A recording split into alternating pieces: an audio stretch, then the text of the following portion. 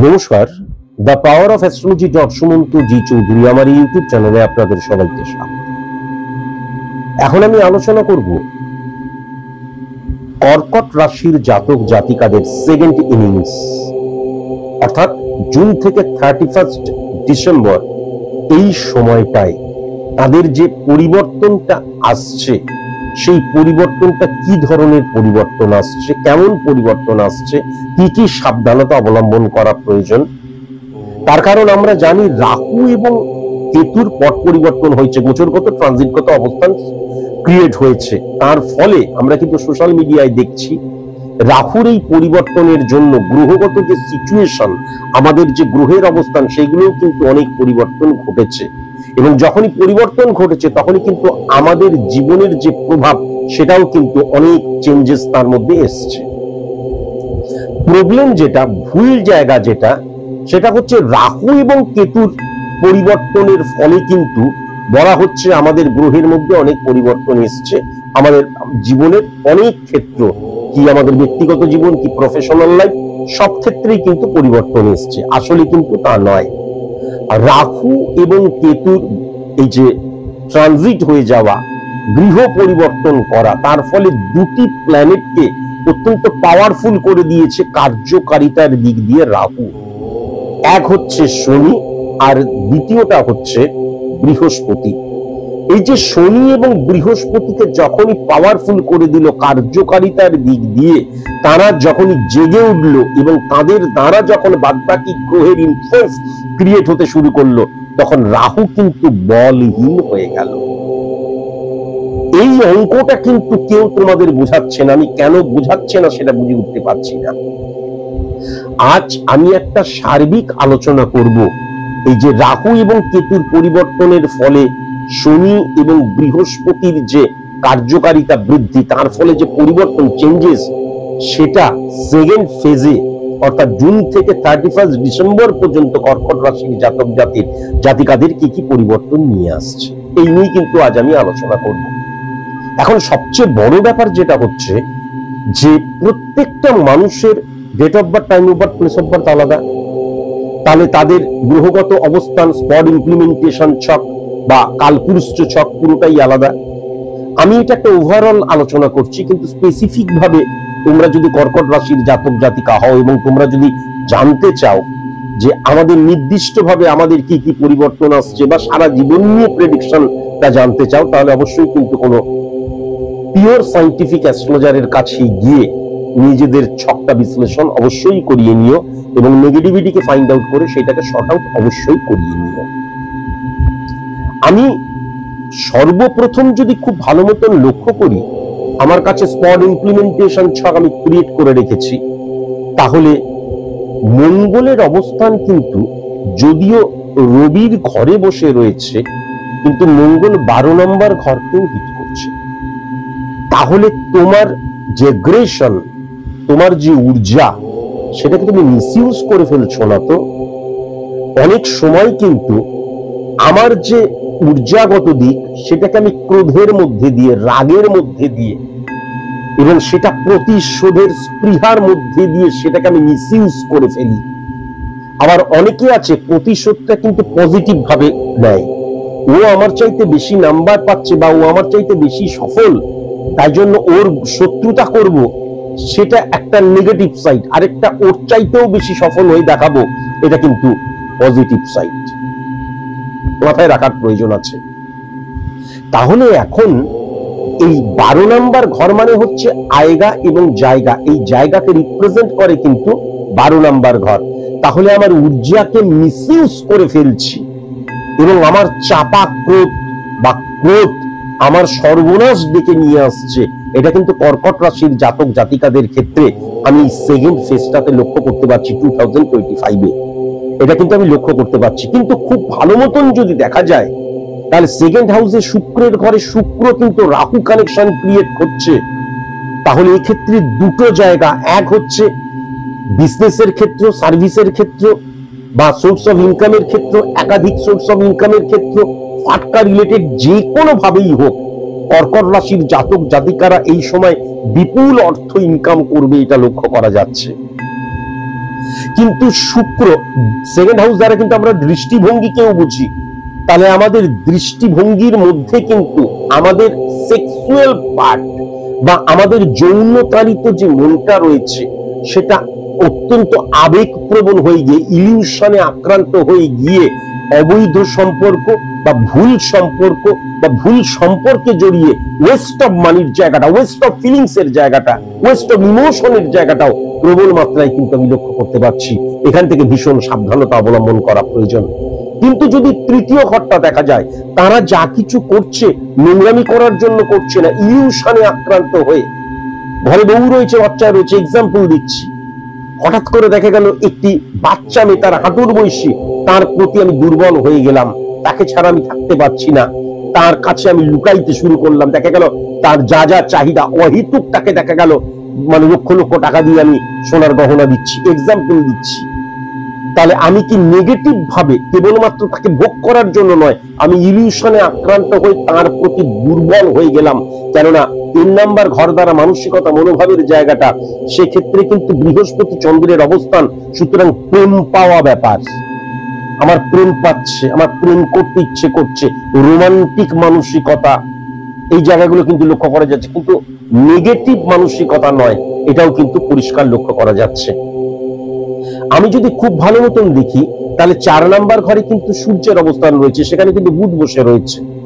তাহলে বুধ যখন বৃহস্পতির ঘরে বসে থাকে তখন বুধের ফাংশন পজিটিভ হয় না, কিন্তু রবি বসে রয়েছে। তাহলে 4 নাম্বার ঘর মানে আমি যে সফলতাটা চাইছি তার উপযুক্ত হওয়া। 4 নাম্বার ঘর মানে আমার জীবনের আনন্দ। 4 নাম্বার ঘর মানে আমি আমার জৈবিক সুখ কতটা পাচ্ছি। 4 নাম্বার ঘর মানে কিন্তু আমি যে সফলতাটা চাইছি তার কতটুকু আমি উপযুক্ত হতে পারছি। এই জায়গাটা যদি লক্ষ্য করা যায়, তাহলে সেই জায়গায় ফ্লাকচুয়েশন ক্রিয়েট করে যাচ্ছে। বুঝতে পারলাম? 4 নাম্বার ঘরটাকে এবং ব্যক্তিগত জীবনকেও বোঝানো যায়। তাহলে আমার যে কোনো দিক, যেইগুলো বললাম, জীবনের আনন্দ থেকে শুরু করে আমার সফল হওয়ার জন্য উপযুক্ত হওয়ার ক্ষেত্র থেকে শুরু করে যা যা কিছু বললাম, বা আমার জৈবিক আনন্দ, জৈবিক সুখ, এইগুলো বা আমার ব্যক্তিগত জীবন, কোনোটাই কিন্তু স্টেবল হবে না, ফ্লাকচুয়েশনের জায়গা লক্ষ্য করা যাচ্ছে। এবং এই 4 নাম্বার ঘরে বুধ নেগেটিভ ভাবে হিট করার জন্য বিভ্রান্ত হয়ে যাবার জায়গা, ভুলভাবে ব্রেনকে ব্যবহার করার জায়গা, ভুলভাবে বুদ্ধিকে ব্যবহার করার জায়গা, এখানে কিন্তু পরিষ্কার লক্ষ্য করা যাচ্ছে। আবার যদি খুব ভালো মতন দেখা যায় 1 2 3 4 5 6, আবার যদি খুব ভালো মতন লক্ষ্য করা যায়, তাহলে 6th হাউসে শনির ঘরে কিন্তু শনি বসে রয়েছে। তাহলে 6th হাউস দ্বারা দেখা গেল আমার কোনো রোগকে পুষে রেখে দিয়েছিলাম, বা অনেক দিন ধরে রোগটা, সেই রোগটা আস্তে আস্তে কিওর হওয়ার জায়গায় যাবে। আমার একটা ঋণ ছিল, সেই ঋণটা আস্তে আস্তে পরিশোধ করার মতন সিচুয়েশন ক্রিয়েট হবে। দেখা গেল আমি কোনো কর্মের জন্য খুঁজছিলাম, 1 6 10 কানেকশন কর্ম, তাহলে শনির জায়গায় 6, তার মানে আমি সেই কর্মটা পাচ্ছি। কর্ম পাওয়ার ক্ষেত্রে সবসময় সরকারি চাকরি নট নেসেসারি, এটাও কিন্তু লক্ষ্য করা যাচ্ছে। আমার কোনো গুপ্ত শত্রু আমাকে ডিস্টার্ব করছিল, আর করতে পারবে না, লিখে নিও।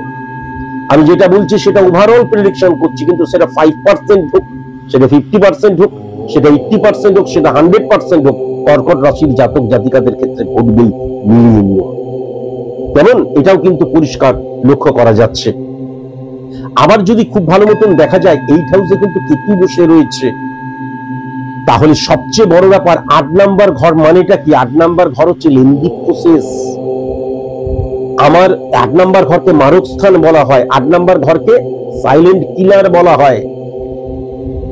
তার মানে আমার যে নেগেটিভিটি, দেখা যাচ্ছে আমি একটি মেয়েকে খুব ভালো লাগছে, হাঁটুর বয়সী মেয়ে, খুব ভালো লাগছে, তার সাথে পরিচয় হলো, একদিন তার হাত ধরলাম, একদিন তার হাত ধরে তাকে ঘোরালাম, সেও হয়তো আমি মানে এমনি জাস্ট ধরেও নিচ্ছি, তারও হয়তো খুব ভালো লাগছে।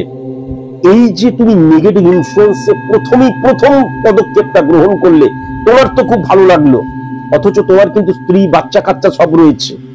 বা দেখা যাচ্ছে অবৈধ কোনো সম্পর্ক, আমি কোনো বৌদির সাথে দেখা গেল হঠাৎ একদিন তাকে স্পর্শ করলাম, ভালো লাগলো, আমার যে নেগেটিভিটিটা আস্তে আস্তে ইনক্রিজ হচ্ছে, এটা আমি বুঝতে পারবো না, সুগার রোগের মতন।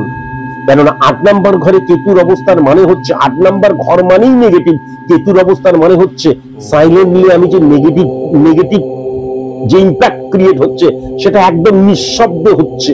হতে হতে হতে হতে একটা সময় এমন বাস্ট হয়ে গেল যখন কুইট বা গিভ আপ করা ছাড়া আর কোন রকমের আমার কোনো জায়গা নেই। আমি একটা নোংরামি করলাম, প্রথমে কেউ বুঝতে পারছে না, বউ জানতে পারছে না, কাউ জানতে পারছে না, বা আমি কোনো বৌদির সাথে করছি বা যে কারো বয়স্ক মহিলা বা অন্য বিবাহিত মহিলার সাথে সম্পর্ক, কেউ জানতে পারছে না। আস্তে আস্তে আস্তে আস্তে সম্পর্কটা এমন এক্সট্রিম পর্যায়ে গেল, যখন জানতে পারলো তখন সব শেষ, তখন সব শেষ। এইটাও কিন্তু লক্ষ্য করা যাচ্ছে, ভেরি ভেরি কসাস এবং কনসাস।